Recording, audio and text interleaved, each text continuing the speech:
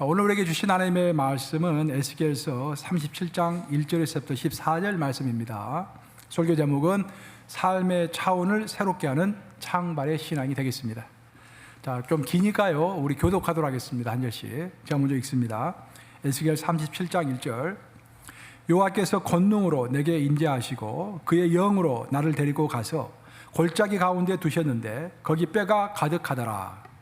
나를 그 뼈 사방으로 지나가게 하시기로 본즉 그 골짜기 지면에 뼈가 힘이 많고 아주 말랐더라. 그가 내게 이르시되 인자야 이 뼈들이 능히 살 수 있겠느냐 하시기로 내가 대답하되 주 여호와여 주께서 아시나이다. 또 내게 이르시되 너는 이 모든 뼈에게 대언하여 이르기를 너희 마른 뼈들아 여호와의 말씀을 들을지어다. 주 여호와께서 그 뼈들에게 이같이 말씀하시기를 내가 생기를 너희에게 들어가게 하리니 너희가 살아나리라. 너희 위에 힘줄을 두고 살을 입히고 가축으로 돋고 너희 속에 생기를 넣으리니 너희가 살아나리라. 또 내가 여호와인 줄 너희가 알리라 하셨다 하라. 이에 내가 명령을 따라 대언하니 대언할 때 소리가 나고 움직이며 이 뼈 저 뼈가 들어맞아 뼈들이 서로 연결되더라. 내가 또 보니 그 뼈에 힘줄이 생기고 살이 오르며 그 위에 가축이 덮이나 그 속에 생기는 없더라. 또 내게 이르시되 인자야 너는 생기를 향하여 대언하라. 생기에게 대언하여 이르기를 주 여호와께서 이같이 말씀하시기를 생기야 사방에서부터 와서 이 죽음을 당한 자에게 붙어서 살아나게 하라 하셨다 하라. 이에 내가 그 명령대로 대언하였더니 생기가 그들에게 들어가매 그들이 곧 살아나서 일어나 서는데 극히 큰 군대더라. 또 내게 이르시되 인자야 이 뼈들은 이스라엘 온 족속이라. 그들이 이르기를 우리의 뼈들이 말랐고 우리의 소망이 없어졌으니 우리는 다 멸절되었다 하느니라. 그러므로 너는 대언하여 그들에게 이르기를 주 여호와께서 이같이 말씀하시기를 내 백성들아 내가 너희 무덤을 열고 너희로 거기에서 나오게 하고 이스라엘 땅으로 들어가게 하리라. 합독합니다. 시작. 내 백성들아 내가 너희 무덤을 열고 너희로 거기에서 나오게 한즉 너희는 내가 여호와인 줄을 알리라. 살아계신 하나님의 말씀입니다. 최근에 제가 어떤 기도 제목이 하나 있어서 그 기도 제목을 가지고 밤낮 기도를 했습니다. 새벽에도 물론 기도하고 밥 먹을 때 하루 세 끼 밥 먹을 때도 항상 기도하고 산책할 때도 계속 기도하고 또 사무실에서 일을 할 때도 잠깐 쉬는 동안에는 꼭 기도하고 계속 기도를 했어요. 그러다가 이번 주에 문득 한 목요일 정도 문득 깨달아지는 것이 있었습니다. 깨달아진 것들 이렇게 쭉 종이를 갖다 놓고 적어봤더니 오늘의 설교가 된 거예요.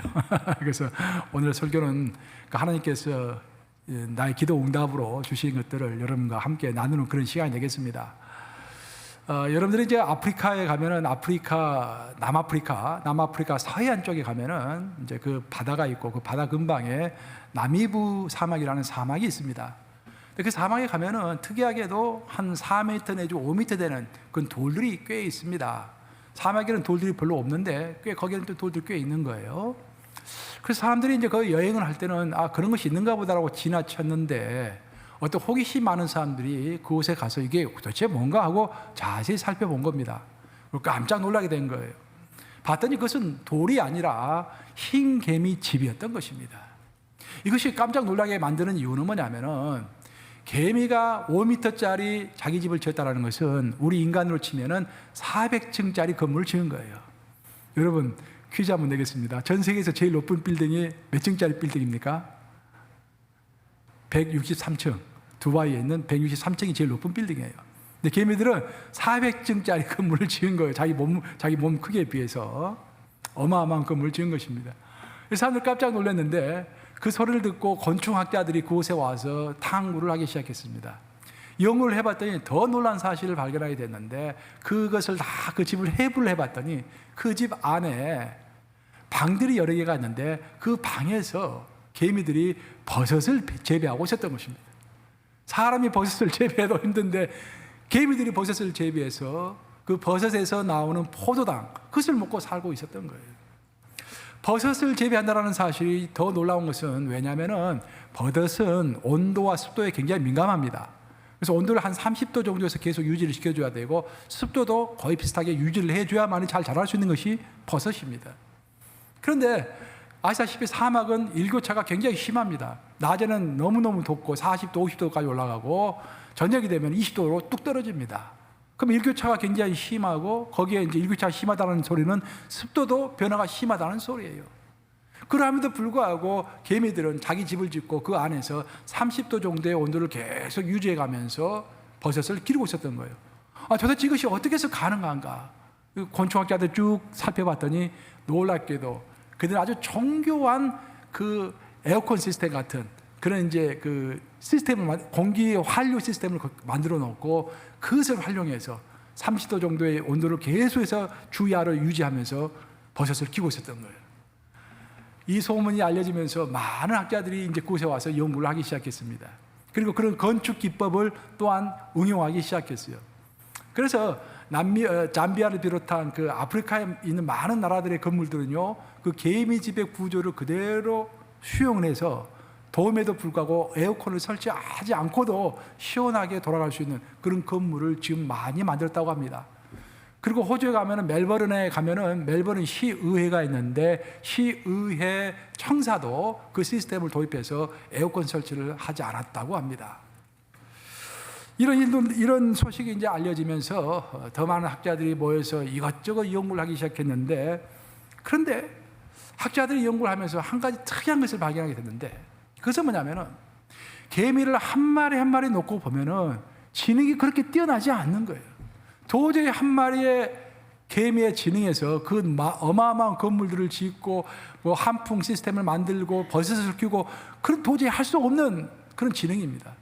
그런데 그 개미들이 수만 마리 함께 모이면은 그 각자가 가지고 있는 그 장점들이 이렇게 융합이 되면서 그것이 서로 연결이 되면서 생각지도 못한 놀라운 일들이 벌어졌던 것입니다.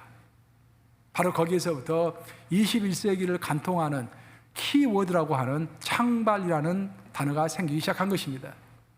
창발이라는 것은 영어로 이머전스라고 하는데, 창발이라는 말은 무슨 말이냐면은 한 명 한 명 있는 미시적 세계에서는 도저히 나타날 수 없는 현상과 기적 같은 일들이 거시적 세계로 들어가면은, 거시라는 것은 여러 명이 모이는 공동체적인 큰 것을 거시라고 그러죠. 그런 거시적인 세계로 들어가면은 생각지도 못했던 큰 능력이 나와가지고 위대한 업적들이 발생한다라는 거예요. 그것이 바로 창발 이론이라고 하는 것입니다. 이것은 시작은 자연과학에서부터 시작했지만 세월이 지나면서 지금은 정치학이라든지 사회학이라든지 경제학은 말할 것도 없고 행정학도 그렇고요. 더 나아가서 심리학도 그렇고 요즘에는 문학과 신학까지도 창발 이론을 이야기합니다. 미시의 세계와 거시의 세계를 딱 나눠놓고 있는 거예요. 21세기의 사상이라고 했을 때 21세기의 사상을 가장 직통하는 단어로, 한마디의 단어로 쉽게 설명해봐라 라고 한다면 21세기를 간통하고 있는 뭐 물리학이 되었든지 정치학이 되었든지 뭐 경제학이 되었든지 간통하고 있는 어떤 한 단어는 뭐냐면은 미시와 거시라는 단어입니다. 미시 세계에서 적용되는 법칙과 거시 세계에서 적용되는 법칙이 다르다는 거예요. 그 전에는 우리가 50년, 60년 전만 하더라도 그걸 몰랐어요. 미시 세계에서 적용되는 법칙이든지 거시 세계에서 적용되는 법칙이든지 다 같이 똑같이 적용되는 법칙인 줄 알았어요. 근데 세월이 지나면서 그것이 아니다라는 것이 모든 학문 분야에서 밝혀지면서 모든 진리는 하나님의 진리다. 그 원리에 바탕에 두어서 이것이 바로 하나님의 원리다라는 것을 우리 인간이 깨달아 알게 된 것입니다. 20세기에 과학을 바꾼 가장 획기적인 이제 어떤 모임이 있다고 한다면은 솔베이 회의라는 것입니다. 벨기에의 솔베이라는 화학자가 있었는데 돈을 많이 벌었습니다. 자기 연구를 해가지고 그 엄청난 돈을 가지고 어떻게 내가 유용했을 것인가라고 생각하다가 아이디어를 하나 만들어냈는데 그것은 뭐냐면은 매년 전 세계에서 가장 유명한 학자들을 불러다 놓고 6일 동안 먹고 자고 하면서 토론을 하는 거예요. 그래서 1911년부터 그 모임이 시작됐는데 지금까지도 그 모임이 이어지고 있습니다. 그리고 그 모임은 전 세계에서 제일 권위가 있는 학회, 과학 학회라고 볼 수 있어요. 제일 권위가 있는 그런 학회가 된 것입니다. 근데 그 모임 중에서도 솔베이 회의 중에서도 과학사에 길이 남을 만한 어떤 한 학회가 있었는데 그게 1927년에 10월 달에 벨기에에서 모인 제5차 솔베이 모임이었습니다. 솔베이는 그때 전 세계에서 가장 유명한 학자들 29명을 초청을 했는데 그 29명 중에서 18명이 노벨상을 받은 과학자들이었습니다. 그 살아있는 과학자들은 전부 부른 거예요. 거기에 아주 쟁쟁한 사람들이 다 모여가지고 토의를 시작했습니다. 근데 그날 닐슨 보라는 사람이 기조연설을 했는데 그 기조연설의 내용이 뭐냐면은 이제 불확실성의 원리라는 그 연설을 했어요. 이게 유명한 연설입니다. 이제 그게 uncertainty principle이라는 거예요. 그 내용은 뭐냐면 결론은 뭐냐면은 우리는 일상의 삶을 살아갈 때 내 몸무게가 몇인지, 내 키가 얼마인지, 또 이 교회의 부피가 얼마인지, 또 자동차는 어느 속도로 가고 있는지 다 측정을 할 수 있지 않겠습니까? 근데 어느 미세한 세계로 들어가면은 그 미시적인 세계죠. 전자와 같은 미시적인 세계로 들어가면은 도저히 정확하게 측정을 할 수 없다는 거예요. 측정할 때마다 그 크기가 바뀌고, 측정할 때마다 그 온도가 바뀌고, 그 측정할 때마다 그 속도가 바뀐다는 거예요. 그래서 미시의 세계로 들어가면은 어떤 것을 정확하게 측정할 수 없고 단지 확률적으로 이것이 이 정도에서 이 정도까지의 크기일 것이다 라고 밖에 말할 수 없다는 거예요. uncertainty, 불확실하게 말할 수밖에 없다는 거예요. 거기에 많은 학자들이 반발을 하기 시작했습니다. 아니 이 세상의 자연세계는 정확하게 측정을 하고 모든 것이 인과관계에 의해서 원인이 있으면 결과가 있는 것으로 모든 것이 법칙이 있는 법인데 어찌하여 모든 것을 확률적으로 계산하느냐. 신은 주사위 놀이를 하지 않는다라는 그렇게 주장하는 사람들이 있는가 반면에 아니다. 모든 세계는 미시의 세계와 거시의 세계로 나누어서 미시의 세계에서 적용되는 법칙이 거시의 세계에서도 그대로 적용되는 것은 아니다라고 주장하는 학자들이 딱 두 표로 나눠가지고 그 솔베이 회의, 제5차 솔베이 회의에서 그 기록을 읽어보면은요, 잠잘 때 빼놓고 아침부터 시작해가지고 밥 먹을 때까지 계속해서 두 파로 나눠져가지고 디베이트를 합니다. 그게 가장 유명한 제5차 솔베이 회의입니다. 과학사를 읽어보면 아주 유명하게 나와요. 그래서 세월이 쭉 흘렀습니다. 누가 이겼을까요? 나중에 이제 여러 가지 연구 결과를 통해서 진실이 밝혀지기 시작하는데 실제로 세월이 가면 갈수록 모든 세계는 미시와 거시의 세계로 나누어지고 미시의 세계에서 적용되는 법칙이 거시의 세계에서 그대로 적용되지 않는다라는 것이 밝혀지게 된 것입니다. 그래서 요즘에 학문은 주목하는 것이 뭐냐면은 그러면 어디까지가 미시고 어디까지가 거시인가라는 거예요. 그죠? 그리고 왜 미시의 세계에서 적용되는 법칙은 거시의 세계로 옮겨갈 때 바뀌는가라는 거예요. 그 원인이 뭔가? 그것을 밝혀내는 것이 뭐 물리학이고 또 사회학으로 보면 정치학이고 경제학이고 심리학이고 그런 거예요. 예를 들어 보면 심리학도 이런 이야기가 있어요. 심리학의 최대 이슈 중에 하나가 뭐냐면은 우리의 뇌 있지 않습니까? 뇌와 우리가 태어날 때부터 가지고 있는 진, 유전자 있지 않습니까? 내 뇌와 유전자가 내 종교심에 얼마만큼 영향을 미치는가라는 거예요. 자, 우리가 생각해 보십시다. 어떤 사람은 딱 얼굴을 보는 순간부터 야, 이 사람은 뭔가 거룩함이 있다라고 느껴지는 사람이 있어요. 그렇죠? 우리 교회에 누가 그럴까? 딱 보는 순간부터 이 사람은 거룩함이 느껴진다. 그 사람은 누가 시키지도 않았는데도 열심히 새벽에 나와서 기도해. 누가 시키지도 않았는데 아주 몸을 부스려가지고 교회를 위해서 열심히 봉사를 해. 예? 그런 사람이 있다라는 거예요. 왜 그런 사람은 그럴까? 그 사람은 태어날 때부터 뇌 구조가 종교성을 가지고 태어났다는 거예요. 태어날 때부터 그 지인이, 그 유전자가 어머니로부터 아버지로부터 받은 유전자 자체가 종교성을 가지고 태어났다는 거예요. 그것이 1940년대, 50년대 행동 심리학의 결론입니다. 그렇게 이해를 하고 있었어요. 그래서 바로 그것 때문에 가톨릭에서는 한때 성도들의 기도를 유도해 주기 위해서, 성도들이 기도하는 것을 도와주기 위해서 큰 실험을 합니다. 제가 이제 그것은 한 20년, 30년 전에, 30년 전에 벌써 30년 됐거든요. 제가 이제 박사과정 공부할 때 읽었던 책인데, 그 책을 보면은, 기도와 기질이라는 그 책입니다. 기질과 기도라는 책이에요. 이제 그 한국어는 번역이 안 됐는데 아주 유용한 책입니다. 캐톨릭에서 수만 명의 자기 캐톨릭 성도들 대상으로 해가지고 조사를 한 거예요. 왜 어떤 사람은 오래 기도하고 왜 어떤 사람은 오래 기도하지 못할까? 왜 어떤 사람은 기도할 때 항상 큰 소리로 기도하고 어떤 사람은 기도할 때 그냥 가만히 앉아서 기도할까? 왜 어떤 사람은 혼자 골방에 들어가면 힘이 나지 않고 자동차만 딱 탔다면 그때서 기도가 나오는가? 어떤 사람은 항상 기도하려고 통소는 기도하고 모여서 기도할 때는 시무룩하게 했는데 설거지만 할 때 기도가 되는 거예요. 어떤 사람은. 그 이유가 뭔가? 그걸 밝히는 거예요.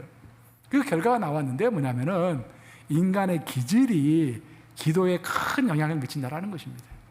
기질 자체가 어떤 사람은 무릎 꿇을 때 기도가 잘 나오는 사람이 있고 소리 낼 때 기도가 잘 나오는 사람이 있고 어떤 사람은 그냥 길을 걸어가면서 기도할 때 이 기도가 잘 나오는 사람도 있고 기도가 그렇게 다 다르다는 거예요. 저는 그때 마오라는 사람이 있어요. 지금은 이제 리처드 마오인데 그분 지금은 이제 물러났을 거예요. 그 풀러 신학교 LA에 있는 그 풀러 신학교의 총장이 리처드 마오입니다. 리처드 마오가 쓴 글을 내가 이제 쭉 읽어봤는데 그 사람이 책을 한 권 펴가지고 제가 사서 한번 읽어봤어요. 근데 그 서문회가 그렇게 나와요. 기도에 관한 책인데 자기가 신학대학교 총장을 하면서 항상 죄책감을 가지고 있었대요. 그 이유가 뭐냐면은 자기는 이 평상시 무릎 꿇어서 기도하면 기도가 안 된다라는 거예요. 그 기도를 평소에 그렇게 많이 못했다라는 거예요. 그런데 자동차만 타고 운전대만 딱 잡으면 그때부터 기도가 나온대요. 그래서 자동차 타는 시간 외에는 기도를 별로 하지 않았다라는 거예요. 그래서 항상 죄책감을 가지고 있었는데 그 캐톨릭에서 나온 그 기질과 기도라는 책을 읽어보고 나서 자기의 죄책감이 없어졌다라는 거예요. 하단에 거기까지입니다. 이게 캐톨릭에서 나온 책들이. 하지만 그 이론들이 나중에 가면서 또 바뀌게 됩니다. 2011년에 종교성의 행동 유전학이라는 책이 나와요. 유전학자들이 연구를 한 것입니다. 진짜 종교성이라는 것은 내외 구조와 진, 유전자 영향만 받는 것인가, 다른 요인은 없는 것인가 라고 조사를 한 거예요. 근데 그들이 자세하게 조사를 해봤더니 먼저 우리의 종교성은요, 내 두뇌 구조와 내 유전자 영향을 받는 것은 사실입니다, 여러분. 어느 정도 영향을 받아요. 하지만 그것만이 전부는 아니라는 거예요. 그 사람이 처한 시대 상황, 그 사람이 처하고 있는 시대 정신, 그리고 그 사람이 처하고 있는 가정 환경, 자기 교회의 상황, 그 모든 것이 결합해가지고 그 사람의 종교성이 나온다라는 거예요. 그래서 두 가지 다 영향을 미치는 것이지 한 가지만 영향을 미치는 것은 아니다. 그 미시적인 것만 영향을 미치는 것이 아니다. 그 거시적인 시대 상황도 그 사람에게 영향을 미친다라는 것이 오늘날의 심리학자들이 갖고 있는 결론인 것입니다. 미시와 거시의 구별은요, 심리학뿐만 아니라 우리 신앙에서도 그대로 적용이 됩니다. 미국을 가장 대표하는 신학자 한 명을 꼽아라라고 한다면은, 현대 신학자 한 명을 꼽아라 한다면은 바로 라이놀드 니버죠. 이미 별세하셨지만 그 라이놀드 니버가 유명한 책 한 권을 썼습니다. 저도 그 책을 읽고서 큰 감명을 받았었는데 그게 바로 그 책 제목이 Moral Man and Immoral Society, 즉 도덕적인 개인 하지만 비도덕적인 사회라는 책입니다. 1932년에 출판을 했는데 그 책을 읽어보면은 좀 뭔가 성경을 읽을 때 잘 이해가 되지 않고 신학을 공부해도 잘 이해가 되지 않는 간지러운 부분들이 좀 있는데 그런 것들을 정확하게 꼬집어서 설명을 하고 있습니다. 그 책의 내용은 그런 거예요. 어떤 경건한 크리스찬 한 명이 있어요. 교회를 잘 다니고 있어요. 근데 그 사람이 혼자 있을 때는 기도도 잘하고 아주 상식적이고 아주 경건하고 좋은 사람인 거야. 훌륭한 사람인 거야. 근데 그런 사람이 한 두 사람 이상이 모이면은 그 군중 속에 숨어가지고 전혀 상상도 할 수 없었던 행동들을 한다라는 거예요. 군중 심리라고도 할 수 있겠죠. 어찌 보면은. 그러면서 그 두세 사람이 4명이 되고 5명이 되고 모이면은 어떤 immoral society, 비도덕적인 사회를 만들어간다라는 거예요. 그러면서 라이놀드 니버가 결론을 내린 것은 바로 사람이 혼자 있을 때와 여러 명 있을 때의 행동은 같을 수가 없다. 그래서 그 책 제목이 Moral Man, Immoral Society. 그래서 라이놀드 니버가 자기의 그 생각을 가지고 하나님께 기도를 했는데 그 기도가 오늘날 유명합니다. 그 기도문이 이렇게 돼요. 살아계신 하나님, 내가 바꿀 수 없는 것을 직면했을 때는 그것을 받아들일 수 있는 평온함을 주시고 내가 바꿀 수 있는 것에 직면했을 때는 반드시 바꿀 수 있는 용기를 저에게 허락하여 주시옵소서. 하지만 더 중요하게는 무엇이 바꿀 수 있는 것인지, 무엇이 바꿀 수 없는 것인지 그것을 분별할 수 있는 분별력을 저에게 주시옵소서. 우리 인간은 하나님 앞에 홀로 서면은요, 나를 바꿀 수가 있습니다. 하나님과 대면하면서 주여, 내가 어찌 이런 행동을 해야 합니까? 저를 바꿔주시옵소서 하고 스스로의 결단에 의해서도 나를 바꿀 수가 있는 거예요. 하지만 하나님의 섭리로, 하나님의 허락하심으로 이루어지는 거시적인 측면의 큰 일들은요, 내가 원해도 바꿀 수 없는 일들이 많이 있습니다. 우리는 분별해야 돼요. 어떤 것은 내가 바꿔야 되고 바꿀 수 있는 것인지, 어떤 것은 내가 바꿀 수 없고 하나님께 맡겨야 하는 것인지, 어떤 것이 어디까지가 미시의 세계이고 어디서부터가 내가 바꿀 수 없는 거시의 세계인지, 이것을 분별하는 것이 바로 신앙의 깊이인 것입니다. 성경의 세계에서도 똑같이 미시와 거시가 적용이 됩니다. 미시의 세계에서는 보잘것 없었던 일들이 거시의 세계로 가면서 창발의 이야기, 창발의 이론 막 거창하게 올라오는 그런 일들을 성경은 많이 언급하고 있습니다. 구약에서 창발 이론이 나오는, 거시의 창발 이론이 나오는 가장 대표적인 성경 구절이 레기입니다. 레기 26장 8절 말씀인데 한번 같이 읽어보겠습니다. 26장 8절 같이 읽습니다. 시작. 또 너희 다섯이 백을 쫓고 너희 백이 만을 쫓으리니 너희 대적들이 너희 앞에서 칼에 엎드려질 것이며. 이스라엘 백성을 한 명 한 명 뜯어놓고 보면은 보잘것 없는 사람들이야. 이 레기란 책이 언제 써졌습니까? 모세가 광야 40년 동안 쓴 책이 바로 레기입니다. 이스라엘 백성 한 명 한 명을 보면은 애굽에서 종사를 했던 별 볼 일 없는 심약한 그런 족속들이라는 거예요. 근데 그 족속이 5명이 함께 모이면은, 한 명이 없을 때는 아무것도 아닌데 5명이 함께 모여서 미시의 세계에서 거시의 세계로 옮겨갔더니 큰 힘이 생겨가지고 적을 100명이나 물칠 수 있다는 거예요. 그리고 더 나아가서 100명이 모이면은 무려 10,000명을 쫓아낼 수 있는 힘을 갖게 됐다는 거예요. 그러면서 성경은 왜 미시의 세계, 홀로 있는 미시의 세계가 뭉쳐있는 그룹의 세계, 거시의 세계로 옮겨갈 때 그 무엇이 작동을 해서 이런 큰 힘이 생기는가, 그것을 설명해 주고 있는 것이 바로 성경인 것입니다. 신약의 시대에 와서도 우리 예수님은 이런 위대한 말씀 하셨어요. 마태복음 18장 20절 말씀이죠. 한번 같이 읽어보겠습니다. 마태복음 18장 20절 시작. 두세 사람이 내 이름으로 모인 곳에는 나도 그들 중에 있느니라. 우리 성도가 한 명 한 명 따로따로 집에 있으면 기도를 별로 못해. 마음만 기도를 열심히 하겠다고 해도 기도를 잘 못해. 예배 열심히 드려야지 라고 딱 인터넷 틀어놓고 유튜브 앞에서 딱 앉았는데 목이 마르면 가서 그냥 음료수 마시고 그냥 또 피곤하면 그냥 들어놓고 예배 태도가 엉망이야. 맞죠 여러분? 그래서 뭐해서 우리가 예배 드리는 거예요 이렇게. 그렇지만 이 한 사람이 아니라 그 한 사람이 두 사람이 되고 세 사람이 되고 네 사람이 모여서 함께 기도하면은 엄청난 능력이 나온다라는 거예요. 바로 그곳에 하나님이 임재하신다라는 것입니다. 미시의 세계와 거시의 세계가 어떻게 다른가라는 것을 적나라하게 설명해 주고 있는 대목입니다. 더 나아가서 오늘 본문은 미시의 세계와 거시의 세계가 어떻게 다른지를 적나라하게 설명해 주고 있는 그 구절이라고 하겠습니다. 오늘 본문 이야기는 에스겔서에 나오지 않습니까? 에스겔은 아시다시피 바벨론 포로로 끌려갔던 사람입니다. 그발 강가에서 흰새 한탄을 하고 하나님께 울부짖으며 왜 우리가 이런 삶을, 포로의 삶을 살아야 합니까? 라고 울부짖고 절망 가운데 있을 때 그때 하나님께서 환상 가운데 나타나서 에스겔에게 해주신 말씀이 오늘 본문 37절 37장 에스겔 37장 4절에서부터 10절 말씀입니다. 내용이 좀 길어가지고 내가 중요한 것만 요약을 했는데 한번 같이 읽어보겠습니다. 에스겔 37장 4절에서부터 10절 시작. 너희 마른 뼈들아 여호와의 말씀을 들을지어다. 내가 생기를 너희에게 들어가게 하리니 너희가 살아나리라. 태어날 때 소리가 나고 움직이며 이 뼈 저 뼈가 들어맞아 뼈들이 서로 연결되더라. 그들이 곧 살아나서 일어나 서는데 극히 큰 군대더라 라고 되어 있습니다. 지금 이스라엘 백성들은 포로 생활을 하고 있기 때문에 아무런 소망이 없는 백성들입니다.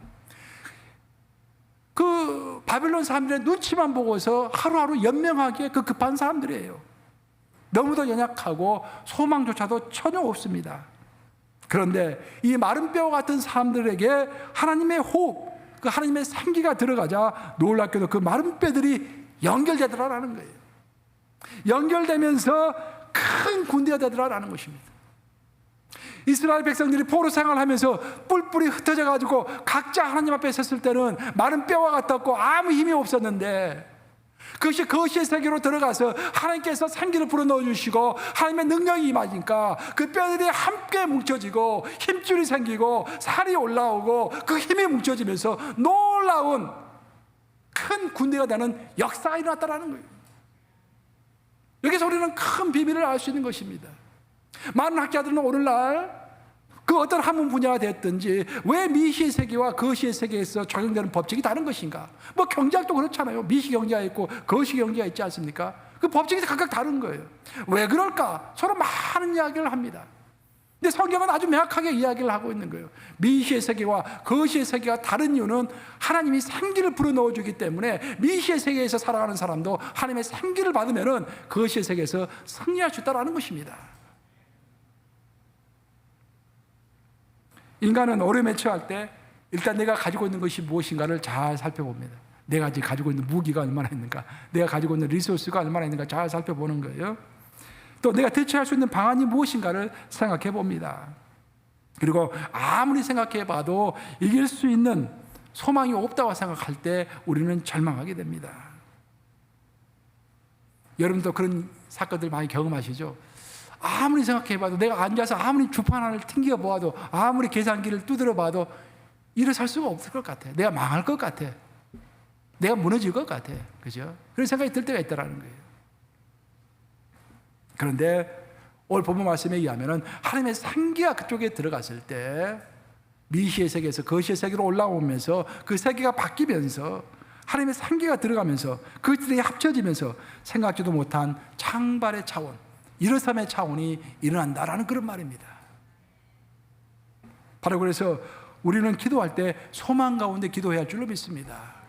그러니까 현실을 바라보면서 기도하면 소망이 없어요. 근데 하나님의 능력을 바라보면서 기도하면 소망 가운데 있게 되는 것입니다. 내가 가지고 있는 자원이 아무리 별별 일이 없다고 할지라도, 아무리 생각해봐도 승리할 수 있는 그 승산이 전혀 없을 것처럼 생각이 된다고 할지라도 하나님의 생기가 들어오면은 큰 군대가 된다는 것을 잊지 마시기 바랍니다.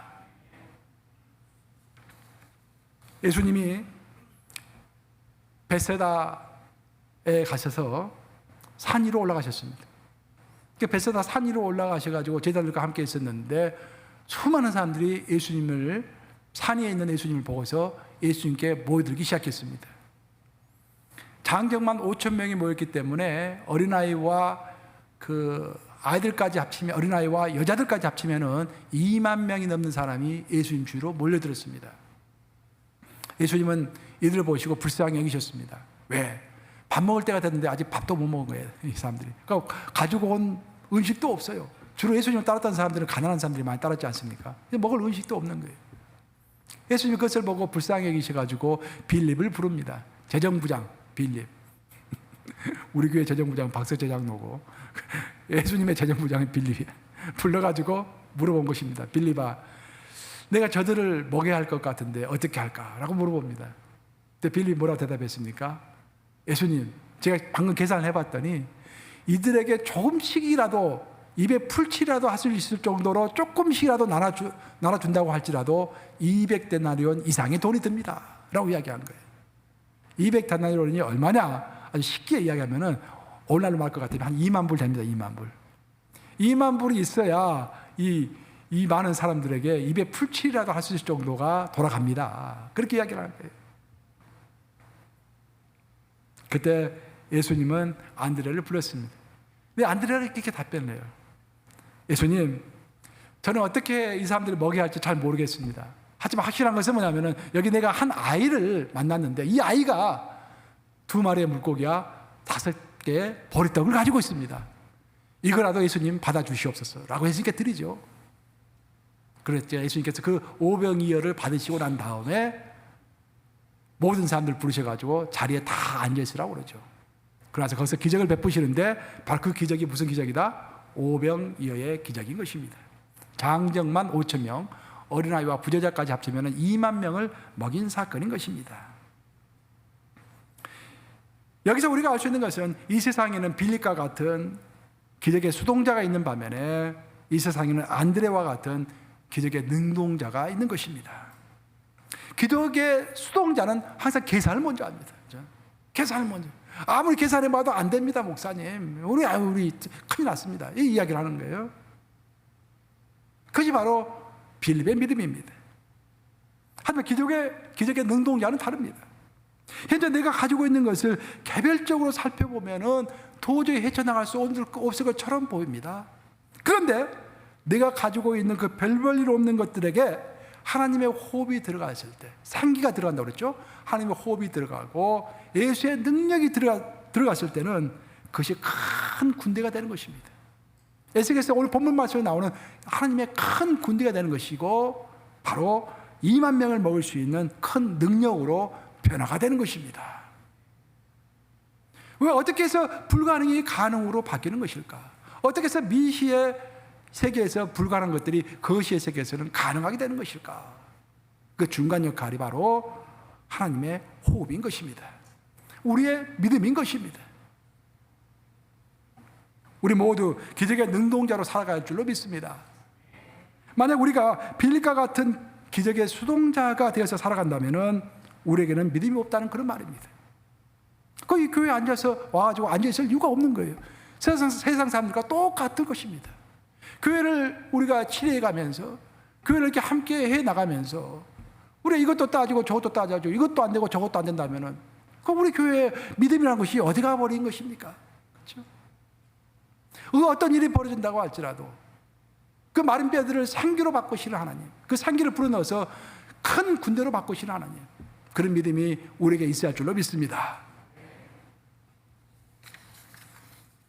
이제 말씀 마무리합니다. 우리의 신앙생활을 돌아볼 때 우리가 아무리 결심해도 결심만으로, 또 우리가 아무리 노력해도 노력만으로, 또 우리가 아무리 사명을 받았다고 해도 사명만으로 이루어지지 않는 일들이 있습니다. 결심, 노력, 사명은 모래와 시멘트 같은 것입니다. 우리가 어떤 큰 건물을 지으려고 할 때 가장 먼저 모래가 필요하고 시멘트가 물론 필요하죠. 그것이 바로 우리의 능력이고 그것이 바로 우리의 결단이고 그것이 바로 우리의 사명입니다. 모래와 시멘트를 있는 거예요. 하지만 물이 없으면 아무리 많은 시멘트가 있고 아무리 많은 모래가 있다고 할지라도 조그만 건물 하나도 세울 수가 없는 것입니다. 그 물이 있어야 하는 것입니다. 그 물이 무엇일까?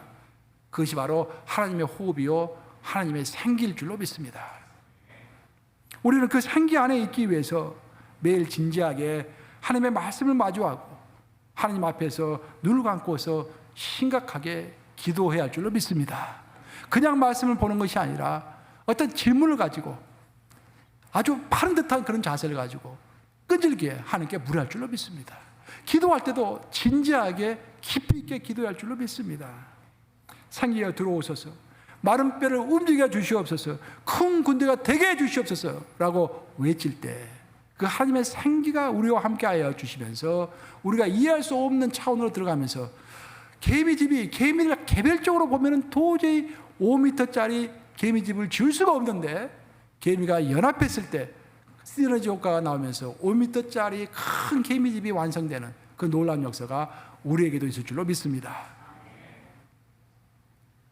하나님의 생기로 마른 뼈와 같은 내 인생이 창발의 역사가 생기는 것을 목격하게 될 것입니다. 마른 뼈 하나하나는 땅속에 묻혀야 하는 아무런 값어치가 없는 것들입니다. 저 마른 뼈딱이 아닙니까? 그냥 땅속에 묻히면 그것입니다. 그만입니다. 하지만 그 마른 뼈가 하나님의 생기가 들어가면은 그것들이 연합해서 생각지도 못한 큰 군대가 되는 것입니다. 그것이 창발의 역사인 것입니다. 여러분의 인생에 그 어떤 도전이 온다고 할지라도 여러분이 가지고 있는 것을 너무 미시적으로 보면서 한탄하지 마시기 바랍니다. 미시의 세계에서 보면 어려울 수가 있어요. 근데 하나님의 능력이 더해져서 하나님의 온기가 들어가서 그것이 거시의 세계로 들어가면은 우리가 전혀 상상치도 못했던 큰 일이 벌어질 수가 있는 것입니다. 오히려 그 가지고 있는 것들이 하나님의 생기를 받아서 연결됨으로 놀라운 승리의 역사, 창발의 역사가 있기를 우리 주님의 이름으로 축원합니다. 기도하셨습니다. 주님, 우리는 가끔씩 내 삶에서 벌어지는 일들을 보면서 이것저것 계산을 해봅니다. 도저히 안 되겠다고 찬양하곤 합니다. 그런데 주님은 마른 뼈에다가 주의 생기를 불어 넣어 주심으로 큰 군대가 되게 하셨다라는 놀라운 진리의 말씀을 제게 들려주셨습니다. 주님, 우리 성도들 각자의 삶에서, 각자의 삶의 터전에서, 가정에서, 직장에서 절망 가운데 있습니까? 어려운 가운데 처해 있습니까? 아버지, 미시적으로 계산하는 그런 차원에서 멈추는 것이 아니라 도우시는 하나님의 생기를 항상 인식할 수 있도록 도와주시고, 도우시는 하나님의 능력을 바라볼 수 있도록 인도해 주시사 마른 뼈들이 뭉쳐서 큰 거룩한 군대가 되는 놀라운 역사가 우리 성도들의 삶에 있기를 위하여 간절히 기도합니다. 역사하여 주시옵소서. 절망하지 않도록 인도해 주시고, 오히려 그 어려울 때 하나님을 의지하심으로 저 하나님의 군대로서 승리하는 놀라운 역사가 우리 성도들의 삶에 있기를 위하여 간절히 기도하올 때 예수 그리스도 이름 받들어 기도합니다. 아멘.